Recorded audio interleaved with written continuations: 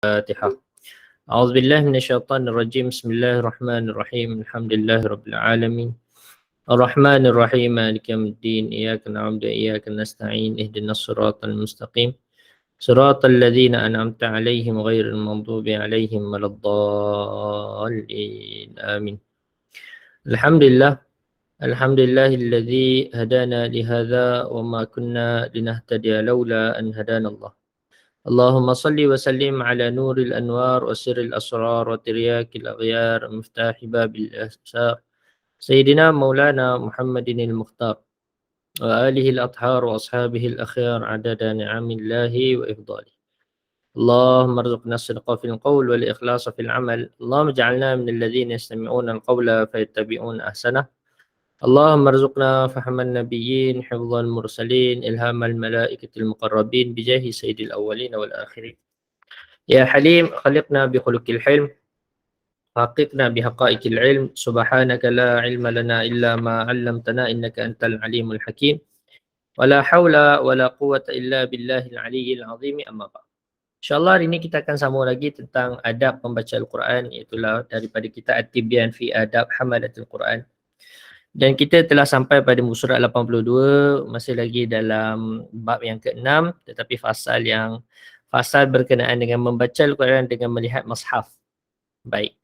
Jadi kata pengarang rahimahullah, bismillahirrahmanirrahim, qala Syekhul Imam Al-Hafiz Al-Allamah Al-Faqih Al-Alim Al-Allamah Imam An-Nawawi rahimahullah ta'ala wa nafa'ana bihi wa bi'ulumihi fid darain amin. Wa qala, membaca Al-Quran dengan melihat mushaf lebih utama daripada membacanya dengan lintasan hati, kerana melihat mushaf merupakan ibadah yang dituntut. Lalu terhimpunlah ibadah bacaan dan penglihatan. Pandangan inilah yang dilontarkan oleh Al-Qadhi Husain daripada kalangan ulama mazhab kami dan Imam Abu Hamid Al-Ghazali dan ramai salaf. Okey. Jadi membaca Al-Quran dengan melihat mushaf. Mushaf tu apa? Mushaf tu Al-Quran tu lah. Al-Quran yang kita ada kat rumah tu, itu nama dia mushaf. Tapi kita selalu panggil itu Al-Quran kan. Tolong ambil Quran Ustaz. Tak, kita tak biasa dengan panggilan itu ambil mushaf. Sedangkan Al-Quran tu apa yang kita baca tu. Mushaf tu ialah yang menghimpunkan apa yang kita baca itulah. Kan.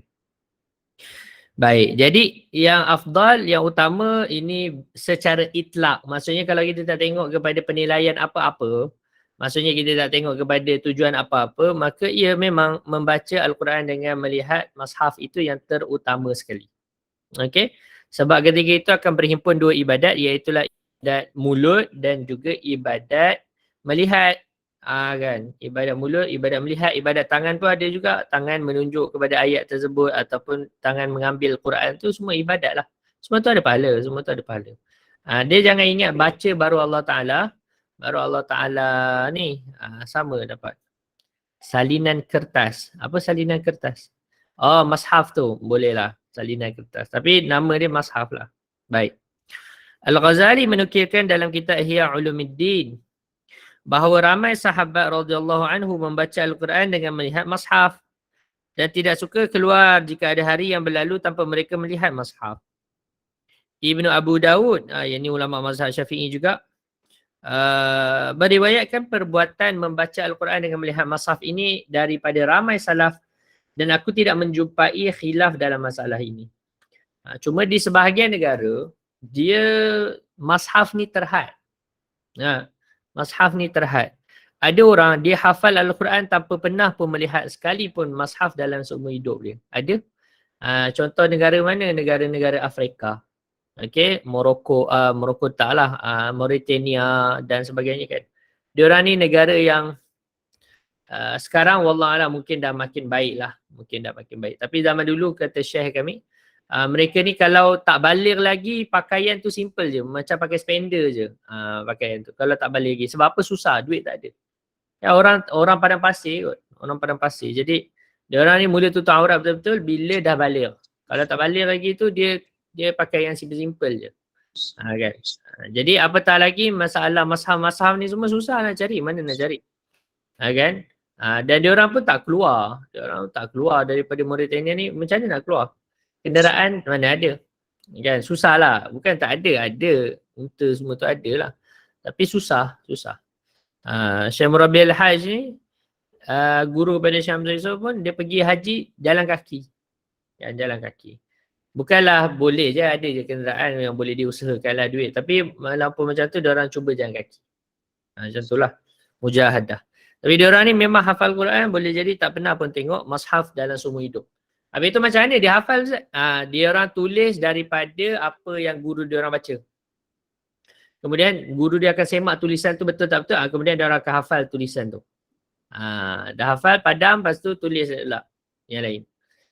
Memang macam itulah cara penghafalan di sana. Okey. Cara mereka menghafal Al-Quran. Baik. Tapi kita sebut secara umumnya, dan kita ni alhamdulillah Malaysia banyak mushaf tu, tak ada masalah, kita tak ada isu. Jika ada orang berkata keadaan tersebut berbeza mengikut individu, cara membaca Al-Quran dengan melihat mushaf diutamakan bagi orang yang memiliki kadar yang sama pada sifat khusyuk dan tadabbur ketika membaca Al-Quran, ketika melihatnya dan dengan lintasan hati. Manakala cara membaca Al-Quran dengan lintasan hati, maksudnya dengan hafalan, diutamakan.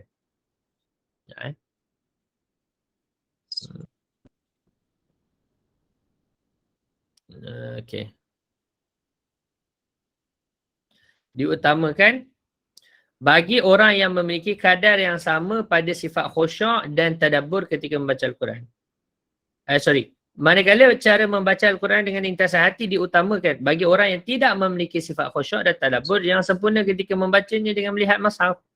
Jika dia membaca Al-Quran dengan melihat mushaf dan ia boleh meningkatkan sifat khusyuk dan tadabburnya, maka pastilah ini sesuatu pandangan yang baik. Namun pandangan yang jelas ialah ucapan dan perbuatan salaf adalah yang dimaksudkan pada perincian masalah ini. Okey, maksudnya macam yang diperincikan lah. Kalau dia, tapi sebenarnya dengan kita tengok tu sebenarnya lebih fokus. Kalau kita dengan hafalan, memang betul kita akan lebih fokus lah untuk keluarkan apa yang ada dalam kepala kita kan. Tapi kadang-kadang bila kita duduk, kalau duduk dalam masjid tak apa. Tapi kadang-kadang duduk dalam masjid pun kadang-kadang kita distracted. Kita tengok tempat lain, merewang mata tu kan. Menyebabkan kan hilang juga khusyuk tu. Maka dengan membaca tu sebenarnya lebih. Tapi tengok orang lah. Membaca Al-Quran secara berjemaah.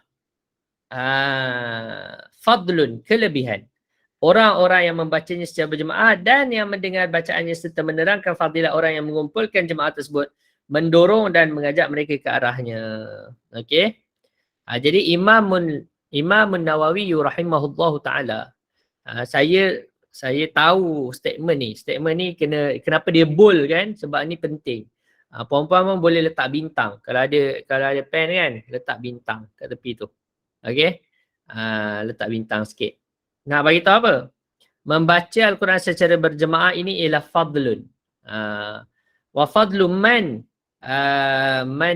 yad'u ilaiha. Okey. Orang yang membaca secara berjemaah ni, membaca Al-Quran secara berjemaah ni satu kelebihan. Okey, satu kelebihan, dan orang-orang yang membaca secara berjemaah dan mendengar bacaan serta menerangkan fadilatnya, dia mengumpulkan jemaah tersebut, mendorong dan mengajak mereka ke arahnya, semua ni ialah dalam kebaikan. Okey, semua ni dalam kebaikan. Jadi guru saya first time dengar ni daripada Syekh Hamzah Yusof. Syekh Hamzah sebut quote kalam Imam Nawawi ni. Dia mazhab Maliki tapi dia sebut. Walaupun dari sudut mazhab Maliki memang ni bid'ah lah. Ni bid'ah. Maksudnya sebab salaf tak buat maka kita tak buat lah. Okey, tetapi ini satu amalan yang baik dan ini diamalkan di Morocco. Di Morocco saya ada cerita hari tu kan. Setiap bulan lebih daripada suku juta 250,000 khataman Al-Quran setiap bulan. Jadi sebab itu kenapa negara dia terpelihara.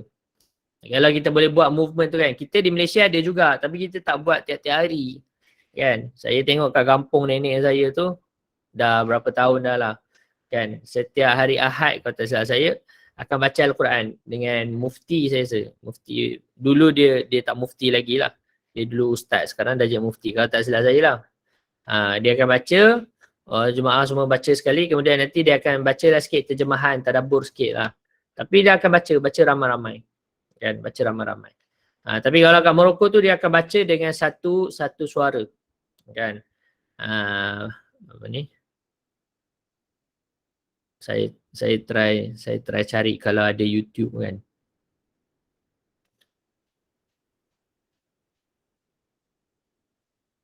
Sekejap keyboard.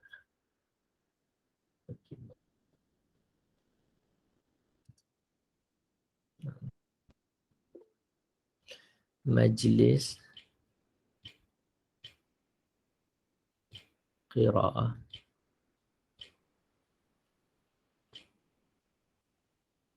Majlis qiraah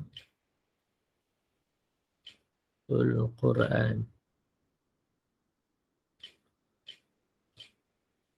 Quran fi maghribi.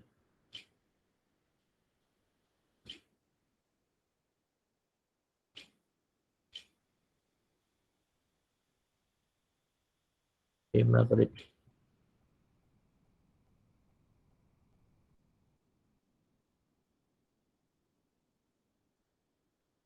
Ada tak? Ada. Ya.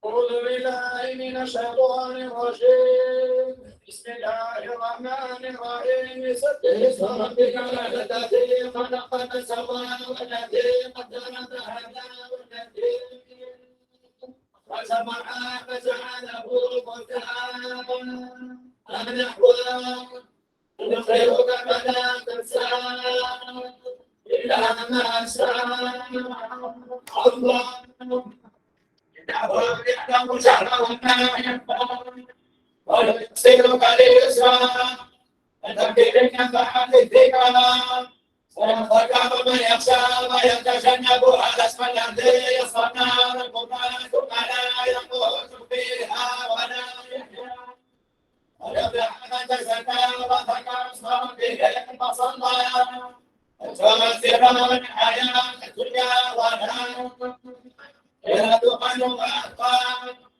إن هذا من الصحف لا صحف إبراهيم وموسى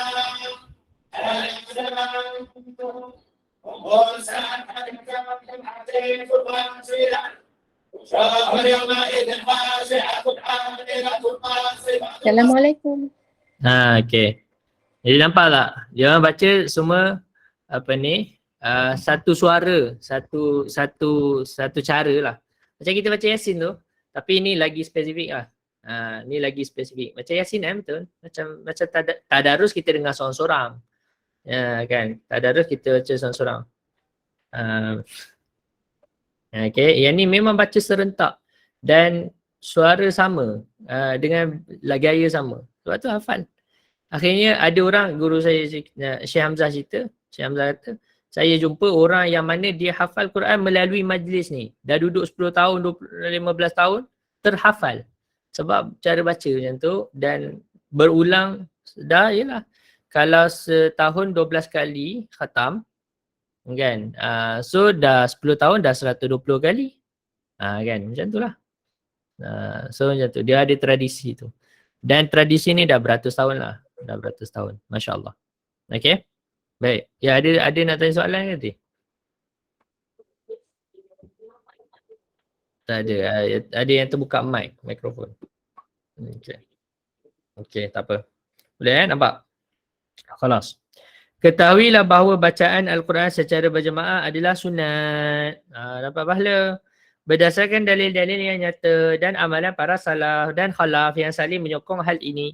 Sebuah hadis sahih daripada Nabi SAW yang diriwayatkan daripada Abu Hurairah dan Abu Sa'id Al-Khudri sabdanya, man min qaumin yadhkurunallah illa haffat bihimul malaikah wa ghashiyatuhumur rahmah wa nazala alaihimus sakinah wa dzakarahumullah fi man indah. Ni hadis ni masya-Allah very powerful. Hadis ni masya-Allah. Kan hadis riwayat Imam At-Tirmizi radhiyallahu taala anhu, tiada suatu kaum yang mengingati Allah melainkan mereka akan dinaungi para malaikat. Kan? dilimpahi rahmat, diturunkan ketenangan ke atas mereka dan Allah menyebut nama mereka di sisi para malaikat. Jadi bila kita buat majlis zikir, majlis baca Quran kan, sebenarnya ketika tu kita dinaungi para malaikat, dilimpahi rahmat-rahmat Allah dan diberi ketenangan. Kan, sakinah, kan, ketenangan. Imam At-Tirmizi berkata hadis ini adalah hadis hasan sahih. Diriwayatkan daripada Abu Hurairah juga daripada Nabi SAW, baginda bersabda, "Majtama'a qaumun fi baitin min buyutillahi ta'ala, yatluna kitaballah wa yatadarasuna bainahum wa yatadarasunahu bainahum illa nazalat 'alaihimus sakinah wa ghashiyatuhumur rahmah wa haffathumul malaikah wa dzakarahumullah fi man 'indah." Tidak berhimpun satu kaum, majtama'a qaumun fi baitin min buyutillah yatluna kitab Allah. Okey, yatluna kitab Allah. Mereka itu membaca Al-Quran dengan bertadarus. Wa yatadarasunahu bainahum, dan bertadarus sesama mereka. Maksudnya baca ramai-ramai lah. Yatluna tu maksudnya baca ramai-ramai.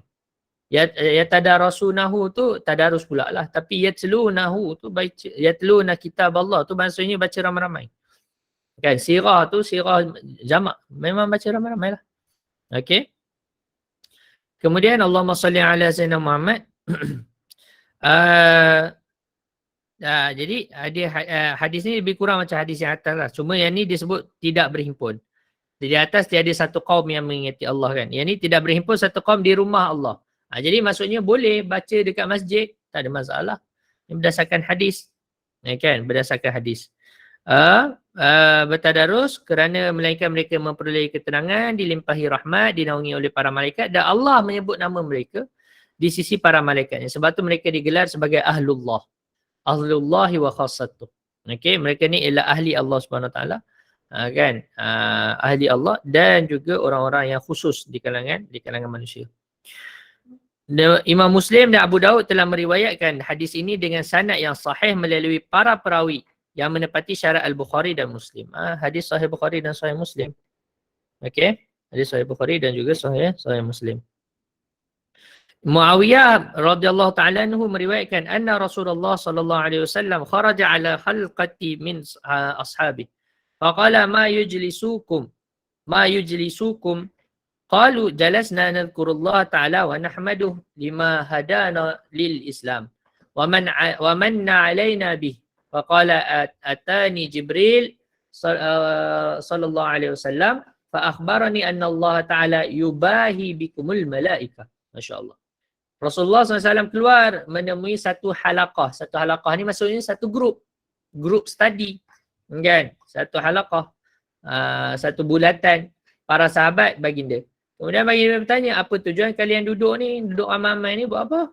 Mereka menjawab, kami duduk untuk mengingati Allah Ta'ala dan memujinya kerana dia memberi petunjuk agama Islam dan menganugerahinya kepada kami. Yang duduk ni sebab apa? Just nak puji Allah sebab nak bersyukur. Syukur sangat Allah Ta'ala kurniakan kami ni Islam. Dulu ni kami jahiliah, gaduh-gaduh kan. Tak ada benda pun nak gaduh juga. Benda kecil pun nak gaduh. Sekarang ni Allah Ta'ala bagi kami hidayatul Islam. Kan? Ini benda besar. Betul tak? Benda yang sangat besar. Maka Nabi kata apa? Lalu baginda bersabda, Jibril datang kepadaku dan memberitahu bahawa Allah berbangga dengan kalian di hadapan para malaikat. Subhanallah. Kan, ni sebab tu ahli Quran ni memang orang kebanggaan Allah Subhanahu Wa Taala. Jadi jangan Allahumma salli ala sayyidina, jangan tak baca Quran lah. Jangan tak baca Quran. Jangan sampai kita ni dipanggil Nabi kata apa? Quran mahjura kan. Kita ni telah kita ni telah meninggalkan Al-Quran lah. Kita tak ambil Al-Quran. Sekejap, saya ada satu lagi yang saya nak share kan. Sekejap. Saya nak share ni, tapi yang ni tengok sendirilah. Sekejap, saya nak cari dia punya link dia. Syekh Hamzah Yusof.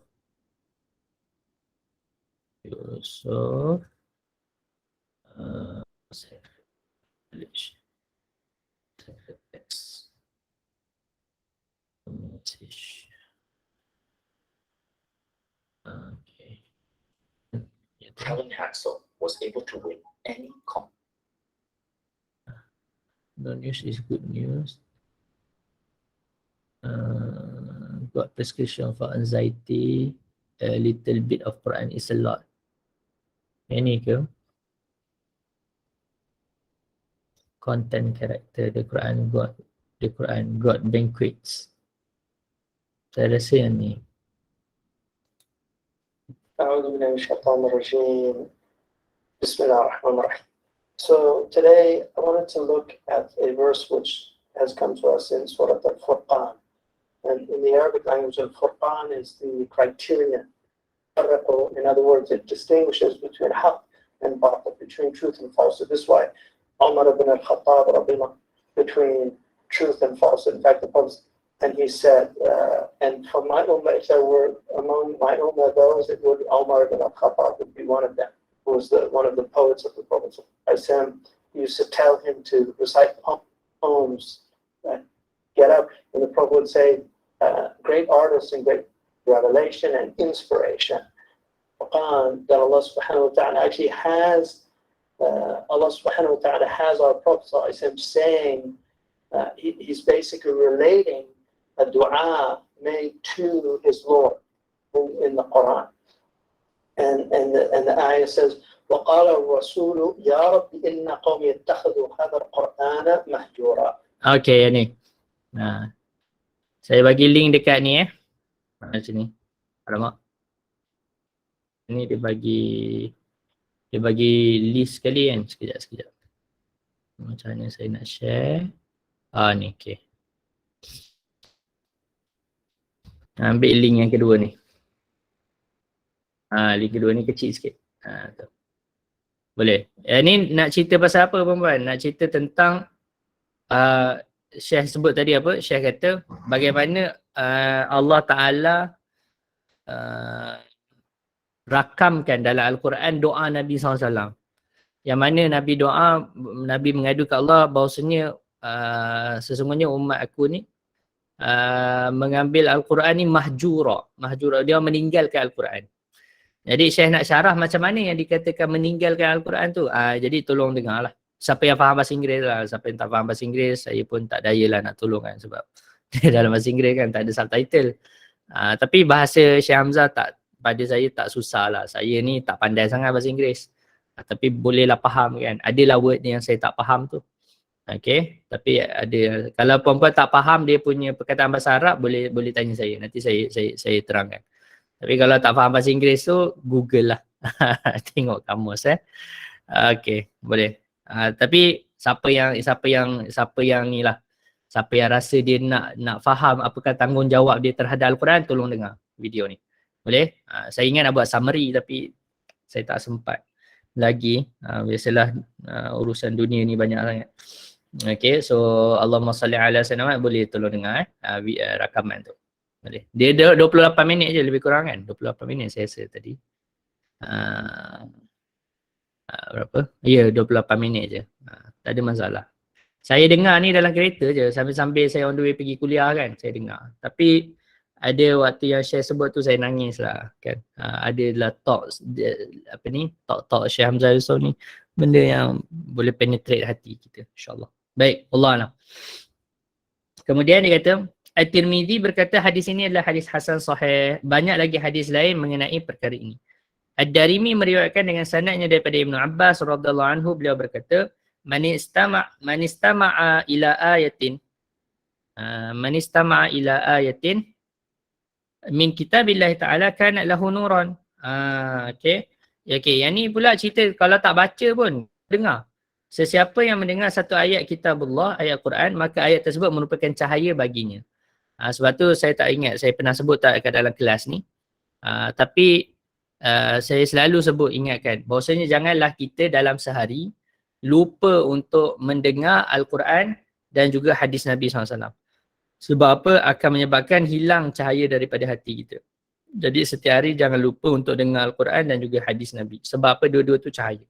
Ayat Quran ni cahaya dan dia akan kesan dalam hati kita, memberi cahaya dalam hati kita. Begitu juga hadis Nabi SAW, dia juga ialah cahaya yang akan memberi cahaya dalam hati kita. Kalau kita tak baca, maka rugilah. Kan, kalau kita tak baca, maka ianya merugikan. Okey. hati kita akan keras nanti. Hati kita akan keras. Sebab tu pesanan para ulama hadis, dia kata jangan tak dengar hadis dah lebih daripada 3 hari. Sama juga Al-Quran. Okey, sama juga Al-Quran. Baik, sebab itu Allahumma salli ala sayyidina Muhammad ni dalam hadis sebut kan bahawasanya ayat Al-Quran itu cahaya. Di dalam kisah karamah para aulia disebutkan tentang Sidi seorang ulama daripada Morocco lah, dia ni aulia kan, Ahmad Dabbar kan, Abdul Aziz Ad-Dabbar. Abdul Aziz Ad-Dabbar ni dalam kitab Al-Ibris, anak murid dia tulis kitab dia. Dia ni aulia, dia ni wali tapi dia ni illiterate. Dia tak boleh membaca, tak boleh menulis. Tapi dia wali, memang ada orang yang Allah Ta'ala jadikan wali tetapi dia ni illiterate lah ada. Kan, sebagai nak tunjuk tentang apa, macam Nabi SAW. Kan, walaupun Nabi tak boleh membaca, tak boleh menulis tapi dia lah Nabi kan. Dan tu mukjizat Nabi. Dan ada karamah para awliya, dia tak boleh membaca, tak boleh menulis. Dia tak ikut lah kelas formal ni, dia tak ikut. Tetapi dia ni boleh jadi wali, memang ada.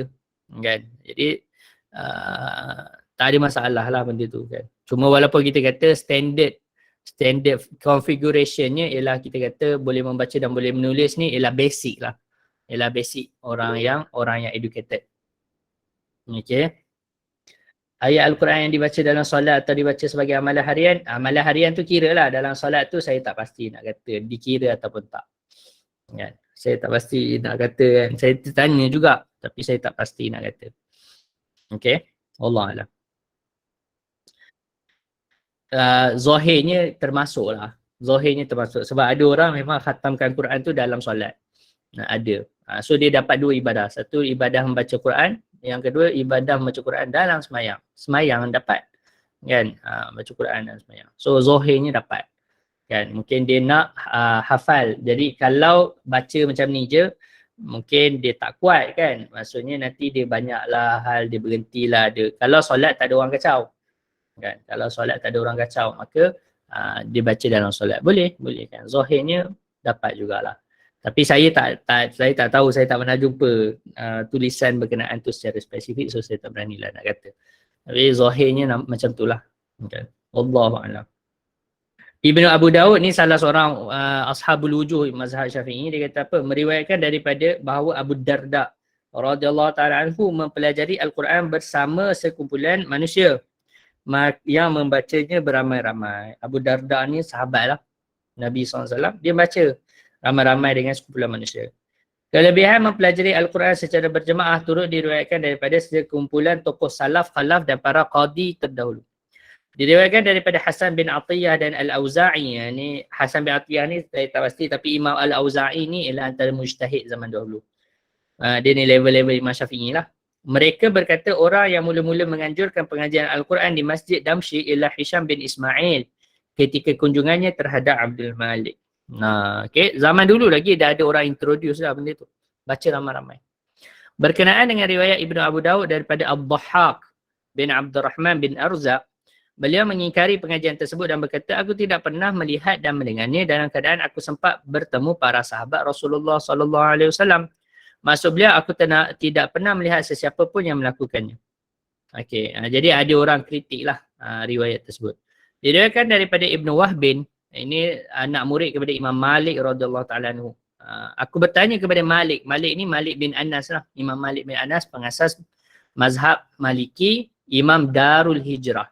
Okey, Imam Darul Hijrah, ulama hadis dan guru Imam Syafi'i, kan? Guru Imam Syafi'i. Ibnu Wahbin ni dia ngaji dengan Imam Malik ni lama. Ibnu Wahbin ni 20 tahun ngaji dengan Imam Malik kan, masya-Allah. Apa pendapatmu dengan suatu kaum yang berhimpun kemudian membaca satu surah beramai-ramai sehingga khatam? Kan macam kita bila dah mula daripada Wadduha tu kan baca ramai-ramai. Kan, betul tak? Dari Wadduha baca ramai-ramai. Kan, ataupun daripada An-Nas kan baca ramai-ramai. Okey.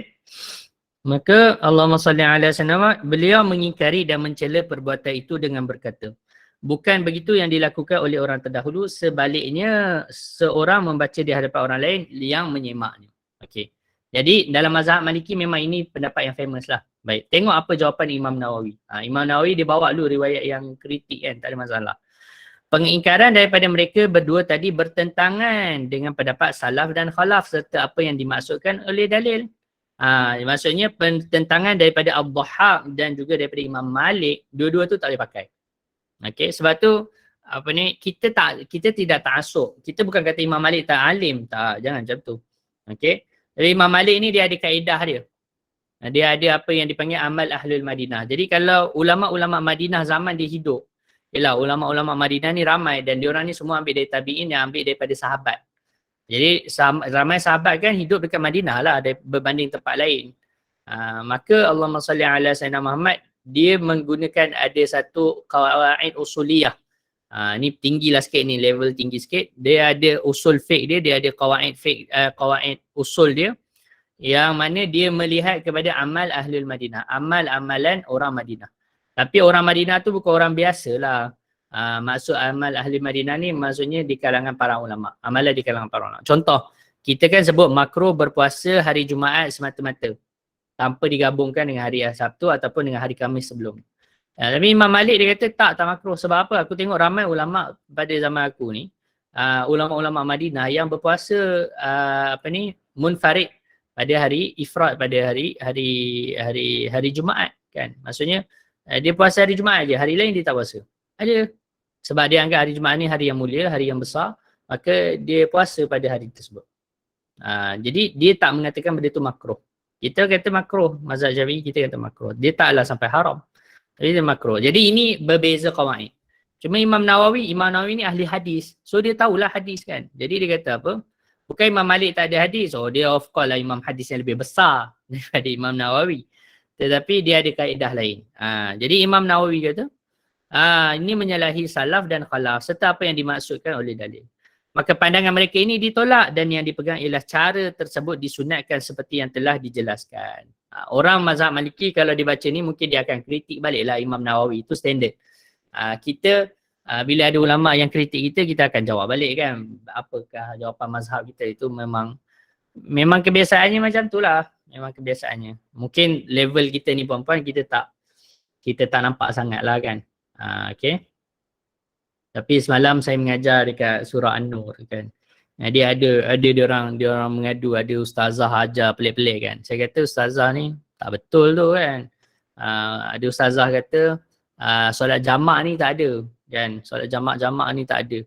Okay. Saya kata macam mana pula ulama mazhab Syafi'i kata ada, takkan tak ada pula kan. Tapi ustaz dia kata tak ada kan. Saya tanya dia belajar mana kan.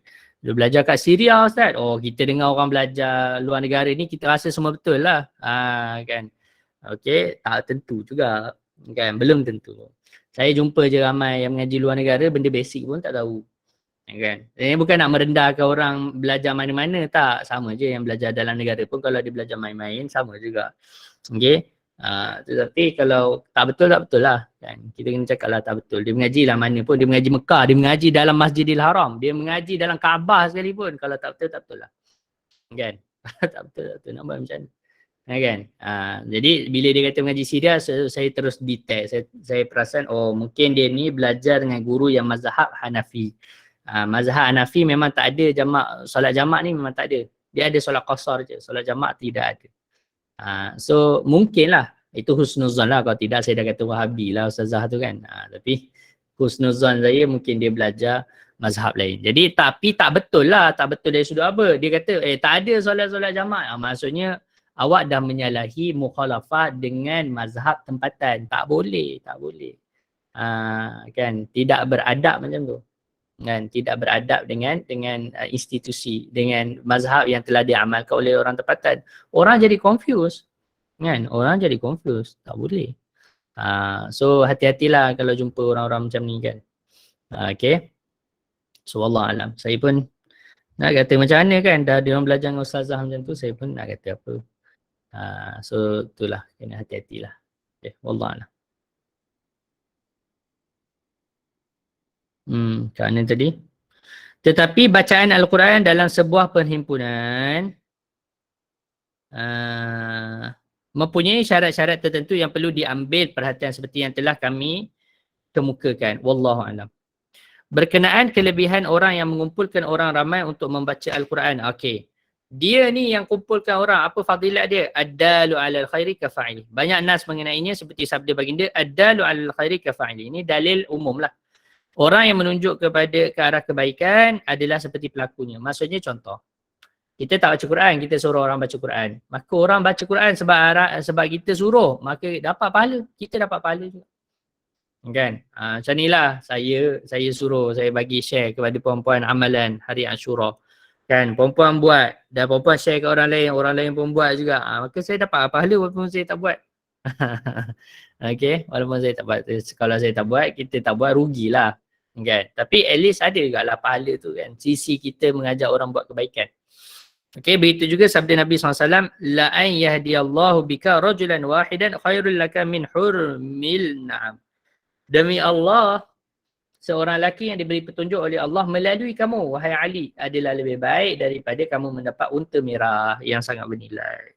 Ni hadis Bukhari Muslim. Maksudnya apa? Maksudnya, kalau orang tu mendapat petunjuk bersebab kita, contohlah kan, perempuan ajak orang masuk, ajak orang masuk Spark-U ni kan, ajak masuk kuliah-kuliah yang ada dalam Spark-U.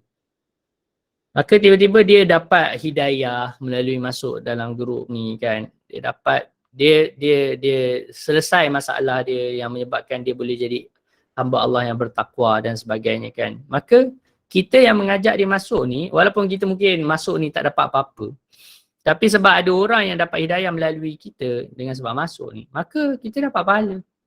Kan? Besar. Kan? Ni lebih baik daripada kita dapat unta merah. Unta merah ni zaman dulu mahal. Kan zaman sekarang pun unta memang mahal. Unta lagi mahal kan dari lembu. Kan seekor unta 10,000 saya rasa, bukan belas-belas ribu kan. Kalau unta merah ni tak tahulah berapa puluh ribu pula. Okay. Penunggang agama. Kat mana dia tulis penunggang agama? Mana penunggang agama? Tak ada tulis pun. Dia yang istilah orang pakai sekarang ni. Saja tanya soalan sendiri.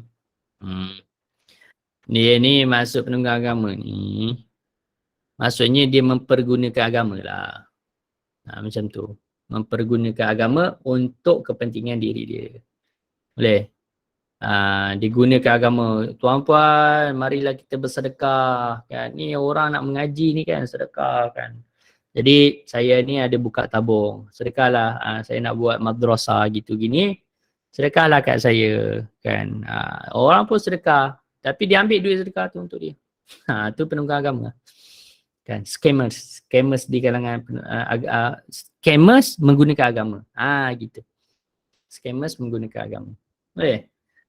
Gitu. Memang ada. Kan? Memang ada. Tak kita tak dapat nak nafikan lah orang-orang yang macam tu kan. Memang ada sejak dari zaman dulu lagi. Scammers package haji. Tapi yang tu memang betul. Yang tu memang pengguna agama sungguh. Dan rupanya bukan haji je, umrah pun dia orang buat agak. Syarikat yang sama tu. Syarikat yang sama di isu tu. Dia orang buat. Dan dia orang ni punya modus operandi apa dia? Cari orang-orang kampung. Yang tak main lah Facebook, tak main, tak tahu apa ni, social media ni tak tahu. Okay. Dia orang target orang tu. Tapi dia orang kampung ni kan ada yang kaya-kaya. Maksudnya kaya kampung lah. Maksudnya adalah duit simpanan. Duit simpan bawah katil, simpan bawah bantai ni kan. Saya ingat makcik was saya tu. Waktu dia wafat tu banyak betul duit dia, celah-celah baju, celah-celah bantai, banyak. Dia memang simpan yang tu kan. So Allahumma salli ala sayyidina Muhammad, kesian. Okay, yang tu memang scammers. Tapi tak boleh nak buat apa. Sebab polis pun tak boleh nak buat apa. Dia consider kita ni memang macam sedekah kat dia. Tak boleh nak buat apa. Scammers semua tak boleh buat apa. Saya tak tahulah kalau boleh buat something kan. Setakat ni saya tahu tak boleh buat apa. Dia tidak ada akhtar. Kalau ada akhtar macam mana nak kata bahawasanya dia menipu. Sebab kita bagi dengan kerelaan. Kita bagi tu kita transfer kan duit. Jadi orang akan cakap kenapa awak transfer duit kan kepada ni. Maksudnya awak redha lah untuk memberi kepada dia. Dengan awak punya keyakinan kan. So dia tak boleh nak buat apa. Saya ingat secara undang-undangnya tak boleh nak buat apa-apa. Boleh tangkap, yelah dia boleh tangkap tapi nak buat macam mana? Dia nak boleh tangkap, nak dakwa atas apa? Sebab tu diorang ni terlepas banyak. Kan? Sebab tu diorang berani buat. Saya tak tahulah. Memang boleh tangkap. Tapi dia boleh tangkap charge atas apa? Atas charge apa? Di mahkamah. Kan? Kayak orang scammers duit yang pakai pakai menipu, pakai ni kan. Dia kata ni, semua tu setakat ni tak tahulah, terlepas lah. Saya tak pernah nampak lagi lah ada yang kena tangkap. Mungkin lah kot yang menipu kalau umrah ni mungkin boleh lah kan. Dia scammers yang ambil profil gambar orang lepas tu minta transfer tu kan. Yang tu biasanya tak dapat kan. Tak tahulah. Wallah. Dan banyak lagi hadis masyhur dalam hal ni. Allah berfirman wa ta'awanu 'alal birri wat taqwa. Oh, banyak tangkap orang scammers. Betul lah tu. Boleh tangkap lah moga-moga tertangkap lah. Orang scammers umrah haji ni kan. Sebab menyebabkan orang tak yakin lah. Jadi ada orang yang betul dah, orang dah tak berani dah. Betul tak? Sebab tu kenapa syarikat besar ni makin besar. Sebab orang yakin dengan syarikat besar je kan. Yang nama yang tak ada ni orang tak yakin lah. Tapi saya pun akan sebut macam tu juga. Betul. Baik, selesai. Dan tolong-menolonglah dalam melakukan kebaikan dan ketakwaan. Tidak syak lagi betapa besarnya ganjaran orang yang mengusahakan perkara demikian. Okey. Jadi Allahumma salli ala sayyidina Muhammad. Memang ada. Guna duit derma ni memang banyak. Sebab tu kenapa dia orang suruh audit dan sebagainya kan. Dari satu sudut kita nampak menyusahkan lah. Tapi dari satu sudut kita tahu memang kan. Memang ada yang guna duit ni, memang ada.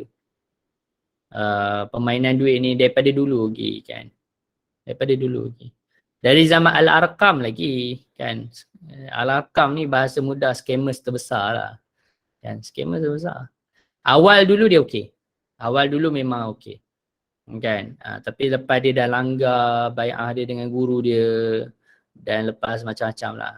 Akhirnya macam tu lah tu yang mimpi Rasulullah tiap malam tu. Kan, Rasulullah suruh sedekah, Rasulullah suruh ini, Rasulullah suruh itu, menggunakan nama Nabi SAW. Oh, lagi jahat tu. Betul tak? Masalah. Membaca Al-Quran secara bergilir. Keadaannya ialah sekumpulan orang berkumpul, seorang daripada kalangan mereka membaca 10 ayat. Sejuzuk atau kadar yang lain. Kemudian berhenti dan orang lain membacanya selepas orang tadi berhenti. Kemudian diteruskan dengan yang lain. Ini macam kita buat pada waktu Ramadan lah. Perkara ini harus dilakukan dengan baik. Malik radhiyallahu anhu pernah ditanya mengenainya, lalu beliau menjawab tiada masalah. Meninggikan suara semasa membaca Al-Quran. Pasal ini penting dan perlu diberi perhatian. Orang-orang pencil lah terutama kena hati-hati. Ketahuilah bahawa banyak hadis didatangkan dalam kitab As-Sahih dan sebagainya menjadi dalil kepada hukum sunat mengangkat suara semasa membaca Al-Quran. Begitu juga banyak asar yang turut menjadi dalil kepada hukum sunat tidak menyembunyikan suara dan merendahkan. Kami akan sebutkan intipati yang ringkas sebagai isyarat kepada asasnya insya-Allah. Imam Abu Hamid Al-Ghazali dan ulama lain berkata cara untuk menggabungkan maksud hadis-hadis dan asar-asar yang berselisih dalam hal ini ialah jika merendahkan suara boleh menjauhkan diri daripada riak, maka rendahkan suara lebih utama bagi orang yang takut akan riak itu. Dan jika dia tidak takut akan riak apabila meninggikan suara, maka meninggikan suara lebih utama kerana turut diperoleh orang lain akan keadaan manfaat. Yang tersebar kepada orang lain lebih utama daripada yang mengenai diri sendiri saja. Okey. Jadi maksudnya tengok. Asar ni maksudnya daripada sahabat. Hadis daripada Nabi. Kalau perkataan sahabat kita sebut asar. Okey. Kalau perkataan sahabat kita sebut asar. Baik. Kadang-kadang diguna juga interchangeable asar ni. Tetapi biasanya maksudnya ialah perkataan sahabat. Jadi kalau kita takut riak, maka kita rendahkan suara. Tapi kalau tak takut riak, tinggikan suara. Sebab apa? Manfaat tu bukan pada diri kita saja, bahkan manfaat kepada orang yang mendengar juga. Jadi manfaat yang mutaaddi, manfaat yang melangkaui diri kita sendiri itu lebih baik daripada manfaat yang berbalik pada diri kita sahaja. Kalau baca sendiri suara tinggi boleh, tak ada masalah. Kan? Boleh, tak ada masalah. Ni lah, memang dia tengah sebut lah benda ni. Okay? Dan dia akan apa? Membangunkan hati pembaca. Kalau tak ada orang, membangunkan hati pembacanya. Menghimpunkan keinginan untuk berfikir tentang ayat Al-Quran. Mencenderungkan pendengaran kepada bacaan Al-Quran. Membuang perasaan mengantuk dan meningkatkan kecergasan. Serta membangunkan dan turut memberi semangat kepada orang yang tidur dan atau lalai. Dia boleh membangunkan orang yang tidur. Kan? Tapi janganlah kuat sampai ganggu orang tidur ketika waktu orang memang sepatutnya tidur. Itu tak boleh lah. Ketika itu haram pula baca kuat-kuat. Mereka berkata lagi, walau apa jua perkara daripada semua niat itu, ini hadir dalam hati, mengangkat suara ketika membaca Al-Quran itu lebih utama. Jika niat-niat tadi berhimpun, maka pahalanya akan berlipat kali ganda. Niat untuk bangunkan orang, niat untuk kecergasan, niat untuk supaya lebih perhatian, supaya lebih fokus dan sebagainya, itu dapat menambah pahala. Al-Ghazali rahimahullah berkata, sebab itulah kami katakan bahawa membaca Al-Quran dengan melihat mushaf lebih utama, dan hal ini sama hukumnya dengan permasalahan tadi. Banyak asar yang dinukilkan dalam perkara ini, dan aku mengemukakan beberapa sisi yang penting daripada sebahagiannya. Okey. Sebuah hadis sabit kitab sahih daripada Abu Hurairah. Katanya aku mendengar Nabi SAW bersabda, ma adzinallahu di syai'in ma adzina di nabiyyin hasanin saut yataghanna bil Quran yajharu bihi. Okey. Tidaklah Allah mendekat kepada sesuatu dengan teliti berbanding suara yang didengarnya daripada seorang Nabi yang bersuara lunak sambil melagukan Al-Quran dengan nyaring.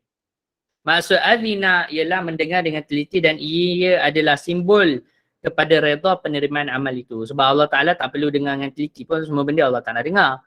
Kan? Tapi nak tunjuk kepada Allah Ta'ala redha. Diriwayatkan daripada Abu Musa Al-Ash'ari radhiyallahu ta'ala anhu, Rasulullah sallallahu alaihi wasallam bersabda kepadanya, laqad utita mizmaran min mazamiri ali Daud.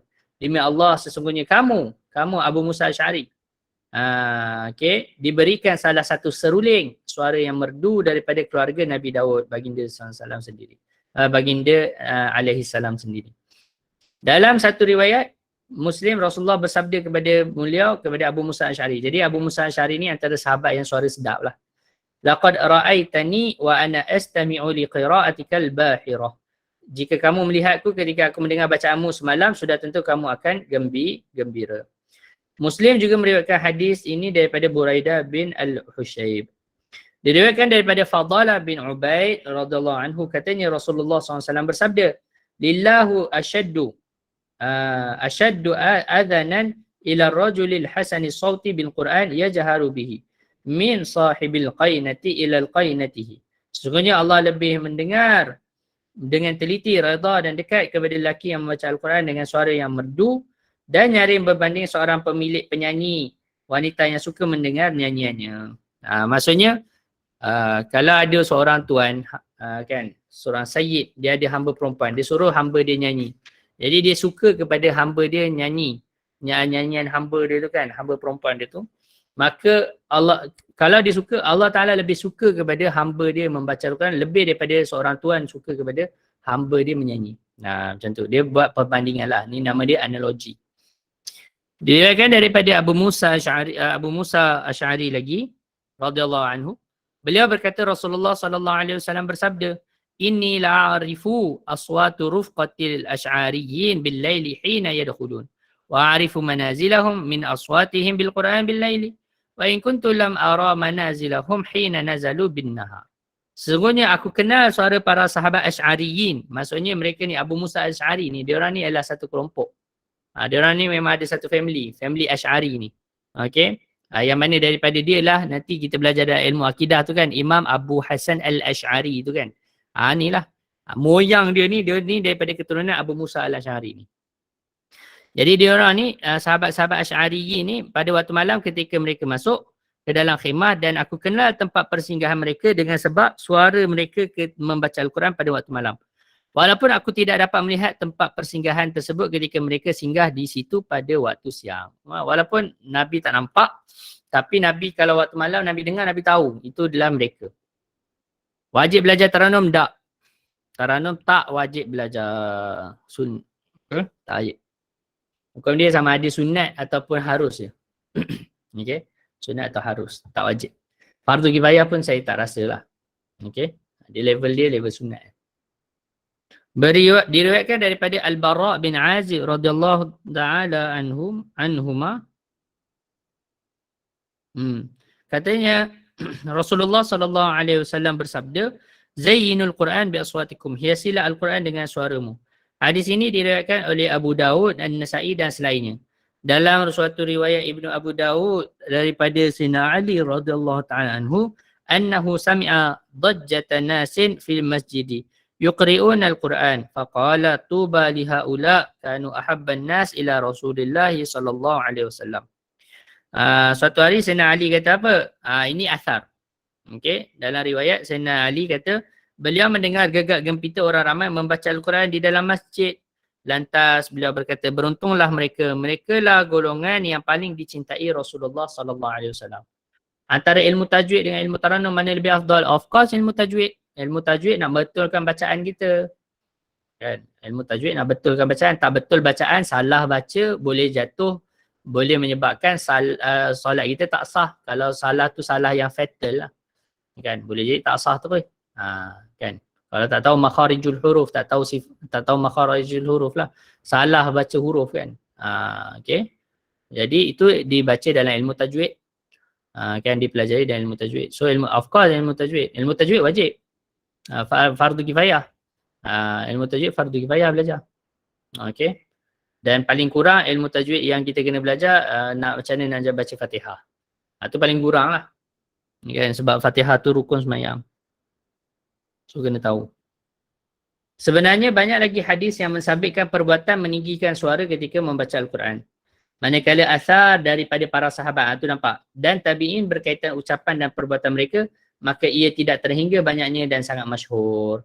Semua ini adalah bagi orang yang tidak takut akan riak, ujub dan perbuatan-perbuatan keji yang lain serta tidak menyakiti suatu jemaah dengan mengganggu solat mereka dan mengelirukan mereka dengan bacaan yang nyaring itu. Kami nukilkan daripada sekumpulan salaf, nampak tak? Selagi tak mengganggu orang lah. Kami nukilkan daripada sekumpulan salaf yang memilih untuk tidak membunyikan suara kerana takut adakan keadaan yang kami sebutkan tadi. Diriwayatkan daripada Al-A'mash, katanya aku masuk menemui Ibrahim ketika beliau sedang membaca Al-Quran dengan melihat mushaf. Kemudian seorang lelaki meminta izin kepadanya untuk masuk. Lalu beliau menutup Al-Quran dan berkata, jangan sampai lelaki itu tahu bahawa aku membacanya setiap waktu. Diriwayatkan dari Abu Al-Aliyah pula, beliau berkata, aku duduk bersama para sahabat Rasulullah SAW. Kemudian salah seorang daripada mereka berkata, aku telah membaca Al-Quran sebanyak sekian semalam. Maka mereka pun berkata, ini adalah sebahagian kamu. Mereka yang memilih cara merendahkan suara berdalilkan hadis riwayat Uqbah bin Amir radhiyallahu anhu, beliau berkata, aku mendengar Rasulullah sallallahu alaihi wasallam bersabda, al-jahiru bil Quran kal jahiri bis sadaqah wal musirru bil Quran kal musirri bis sadaqah. Orang yang meninggikan suara ketika membaca Al-Quran umpama orang yang bersedekah secara terang-terang, dan orang yang merendahkan suara ketika membaca Al-Quran umpama orang yang bersedekah secara sembunyi-sembunyi. Okey, saya habiskan fasal ni ya. At-Tirmidzi berkata hadis ini adalah hadis hasan. Okey, hadis hasan. At-Tirmidzi berkata lagi, maksud hadis ini ialah orang yang merendahkan suara ketika membaca Al-Quran lebih utama berbanding orang yang meninggikan suara ketika membacanya. Kerana sedekah secara sembunyi-sembunyi lebih baik daripada sedekah secara terang-terangan di sisi ahli ilmu. Katanya maksud hadis ini ialah di sisi ahli ilmu ialah bacaan Al-Quran secara sembunyi-sembunyi diutamakan supaya seseorang terhindar daripada sifat ujub. Kerana orang yang menyembunyikan amalan tidak dibimbangi terkena penyakit ujub seperti mana ia dibimbangi mengenainya apabila dia melakukan secara terang-terang. Aku katakan, aku di sini Imam Nawawi lah, qultu. Biasa Imam Nawawi dia ada jawapan. Dia akan bawa dulu pendapat para ulama, kemudian dia akan bagi pendapat dia. Semua ini bertepatan dengan perincian ketetapan dilalu di awal fasal. Iaitu jika seseorang takut akan sifat keji yang tidak disukainya kerana meninggikan suara ketika membaca Al-Quran, maka janganlah dia meninggikan suara.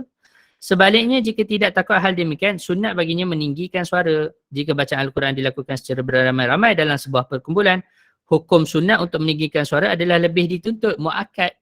Kenapa? Berdasarkan penjelasan kami, yang kami nyatakan sebelum ini dan kerana ia boleh memberi manfaat kepada orang lain, wallahu alam. Jadi perincian-perincian ni bukanlah salah, tak salah, tetapi kita dah perincikan di awal. Tengok keadaan orang. Okey, tengok keadaan. Jadi kalau orang tu tak takut apa-apa, yelah kita nak ujuk bukan siapa. Kan, kita bukannya nyanyi pun, bukan dapat hadiah pun kan. Mungkinlah ada orang kata, suara kita sedap lah. Kita pun tak kisahlah sedap ke tak sedap kan. Yang penting kita baca. Kan, yang penting kita baca.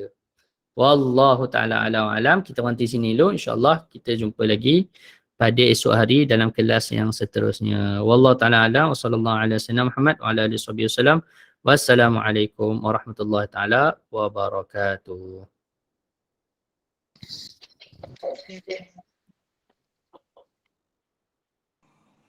Salam. Terima kasih Ustaz. Terima kasih Ustaz. Assalamualaikum. Assalamualaikum. Syukran. Tak baca tasbih. Assalamualaikum. Baca silakan Farah, silakan. Puan-puan petami 5.30 jangan lupa ya.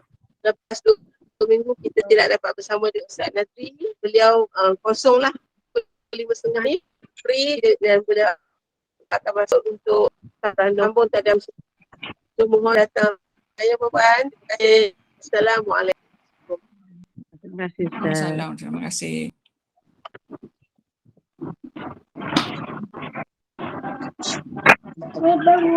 Ya, ini pedas.